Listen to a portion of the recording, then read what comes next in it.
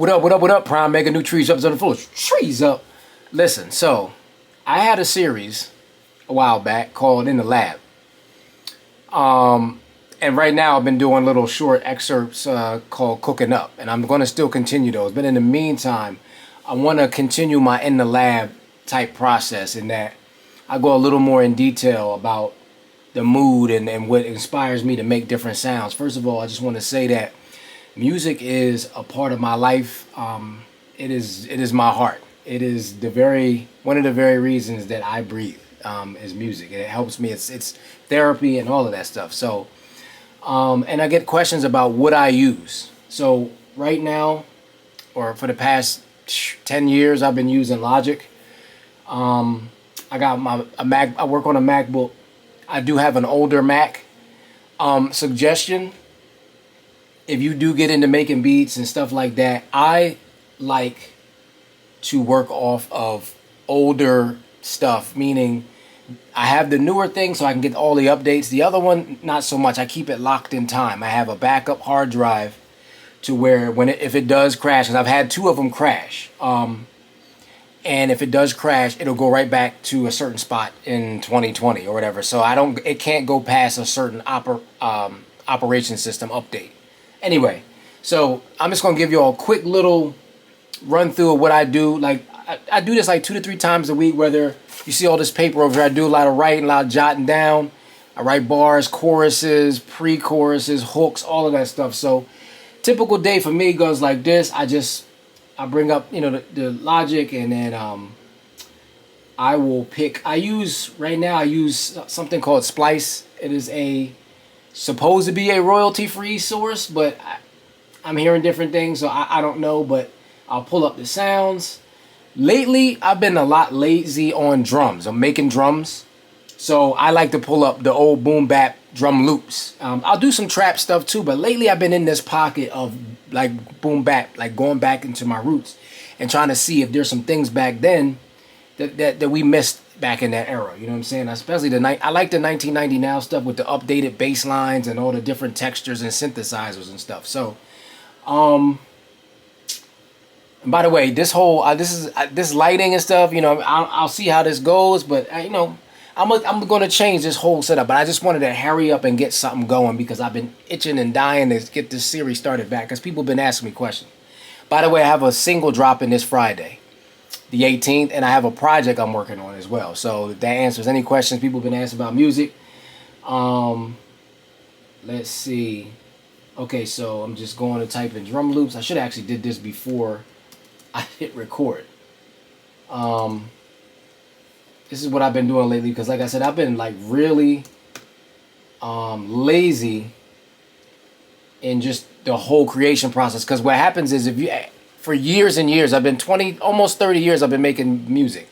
And after a while, it gets really hard to impress yourself. It's until you have an audience around you. If you send somebody a beat, like, yo, that joint is crazy. I can't tell you how many things I've deleted. And people are like, yo, why did you delete that? Because it's tough. So these little subscriptions, they kind of help. It does kind of make you a little lazy. Like I said, you become not dependent, but you find ways to shortcut your process. But I still stay and remain organic. Anyway, let me stop talking. I'm bringing up a drum loop. I'm just going through. Now, typically I should be hearing that through my speakers, but I don't know. Just trying to find something random.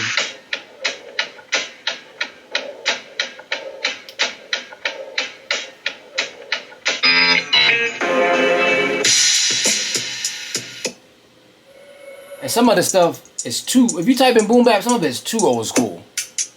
Like, I know exactly what I want to hear, and as soon as I grab it, I'll know. Okay, so I did find something.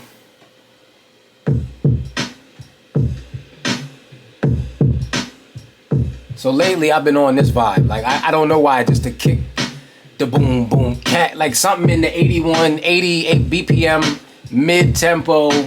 You know what I mean? It's not too fast, not too slow. I've been in that grimy, something that I can build off of.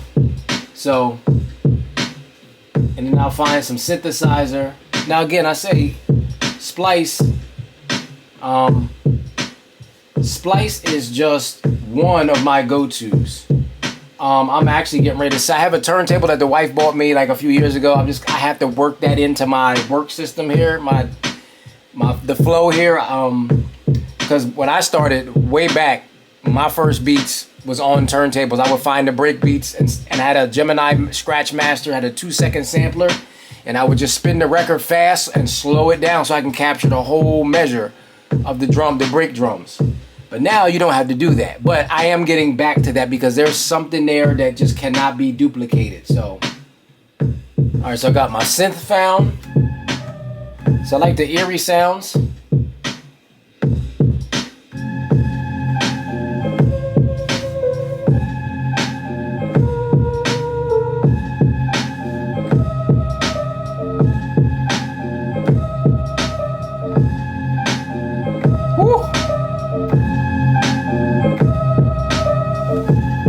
Turn that up for y'all. So this is real time. I'm just catching it. So.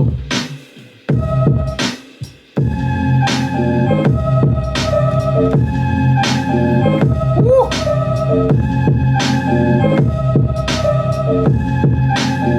All right, so I'm going to loop that up. So. Make sure I got the right key.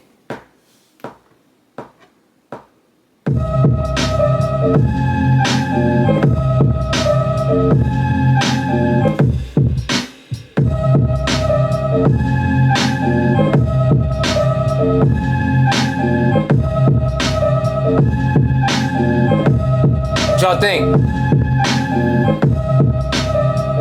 I do have my own. Logic has keys as well, you know, different bass. Sometimes their bass is cool, so I'm gonna go there first and see if I can grab something tough. All right, so I found something. You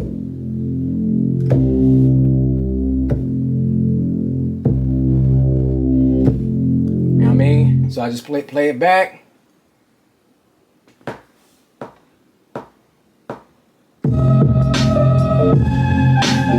Started with the wrong key. My bad.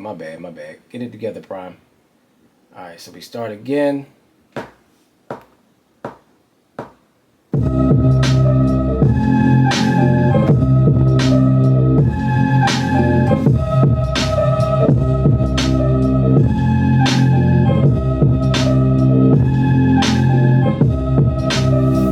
y'all think? I got stuff falling in my living room. I know the bass is hitting. Got stuff falling over. You know what I mean? I might have to write to this tonight. I'm in writing mode too. What?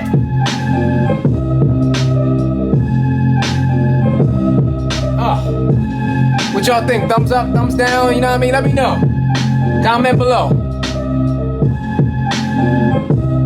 Alright, so also to give it that authentic boom bap 1990s now type sound, you got to keep the samples in. Like I said, there's shortcuts, you know, from years and years of sampling different vinyl record cuts, different horn stabs and different vocals and stuff like that. I don't have to do that anymore, even though, like I said, I want to keep that alive and I'm going to set that up so I do have that option. However, because of time right now and I'm doing this in front of y'all, I'm going to just go right to Splice. Splice should give me a check for this, by the way. Any of your, I should say, any of your subscription resources. Any, you know, to just give something some texture. Let me just say it just like this generally. For a track like this, it's very kick and snare heavy, right? Bass heavy, and it's already gritty, right? But the final touch, unless I want to add something, some horns or something for the chorus, I'm going to add like a vocal sample. So I'll type in, let's see if I can put something soulful in there.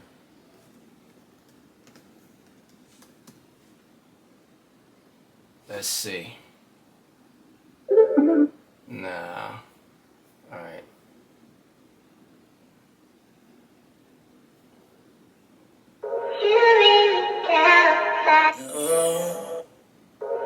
It needs to be like,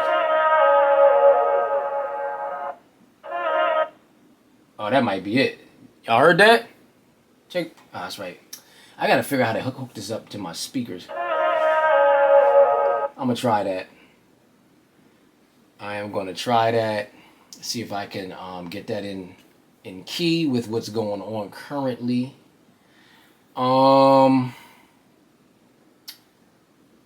Let us see. All right, so bring that up. Got my sampler. Logic has this quick, and I just discovered this since I've been using this MacBook since it's only been about a year or some change.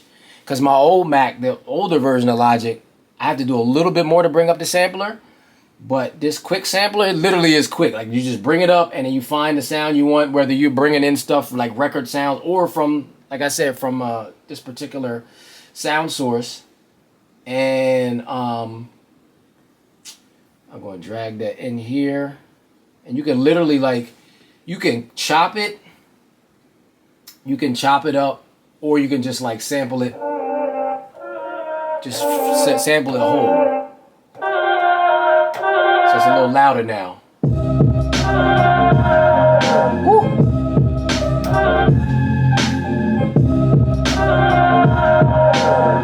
It's perfect. It's perfect. It's got that offbeat, on beat type in the pocket, out of the pocket style. So I think it's perfect. So I'm you know what I mean?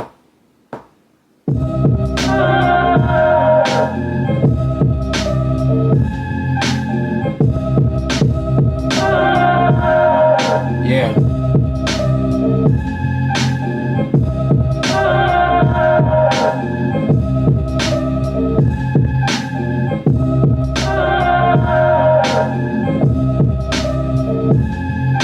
And typically I like to pan my little sample sounds, vocals, somewhere between 20 and 30 degrees to the left or right. That'll be about like that. Something like that. You know, there's the center, like something like that. Not too far extreme. You know what I mean? Like guitars, I kind of pan like a little further. Just so you can get more headspace, pause, when you're listening to the music. So you know, I used to study different people mixes, Timbaland, Dr. Dre, and what I found that, especially I learned from Timbaland, is that when he had guitars in his beats, because it was crazy, is that he gave you, it was more room to hear everything as a listener. You could hear the whole beat, like whereas sometimes you hear a beat and there's so much in the background you can't make out what's going on except for maybe the bass line. But when there's other instruments, you want to pan them different ways to create more headspace. So that's what I like to do now with my samples and guitars, you know, stuff like that. So I might write to this. I ain't gonna lie. You might see me in a real freestyling this or something. Pryme. Yeah, so that concludes my first session of Back in the Lab, or Back in the Lab. What did I don't even, honestly, I can't remember what I actually called it. It's something in the lab. I'm tripping. So, like I said, I have I don't know if I explained this, but I have an extensive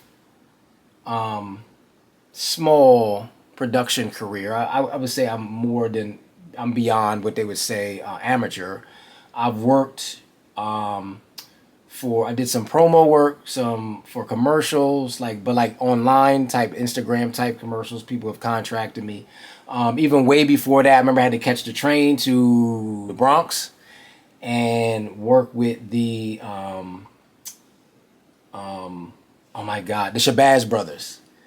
And they had a play where I had to study late 60s jazz. And one thing I gotta tell you up and coming musicians, or people that are interested, is study everything. Listen to everything and find something that you like within everything. That goes for even if you, I hear people talking about hip hop that they don't like it, of the hip hop of today. That's fine. You know, you can have your preference, but there's always things you can learn, man, from the kids. The kids can learn from us. There's things I take what they doing today and I put it in my music. I figure it somehow. If I feel inspired, trust and believe. Like, I don't have the privilege or luxury of being one of the OG producers from the golden era, the 90s, early 2000s. They can stay in that style, that pocket. I had to learn to evolve, because that gate that lowered in the early 2000s, I'm on the other side of that gate. I didn't make it, you know what I'm saying? But I hear some of those guys are hip hop purists, and they've earned the right to be so, to do so, and they can afford to do it. You know what I'm saying? Like they can, that's their signature style. Whereas with me, I had to learn to expand my style. Talking too much. So I just want to, give you a little background. Like I said, I did a jazz piece for the Shabazz Brothers in like 2009. And I had to study late 60s jazz, Max Roach, John Coltrane, Love Supreme. Man, that is, check that out if you haven't heard that. Beautiful, amazing music. And I had to learn, pretty much had to go back and learn music theory again. I bought this giant like encyclopedia of different piano keys.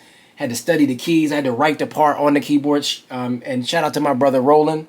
We hired a saxophonist. And one of these times I'll post it and I'll let y'all know, when I put it up, this is what I did, one of my first movie / slight small production pieces. And it was, I did like 2 or 3 pieces. They loved the 2 or 3, and I'm telling you, I spent hours, but it was worth it because they really loved it, and they see that I appreciated the challenge because I learned so much. Like the swing factor in jazz, you could see how that translated into hip hop. Anyway, it's your boy Pryme.mega.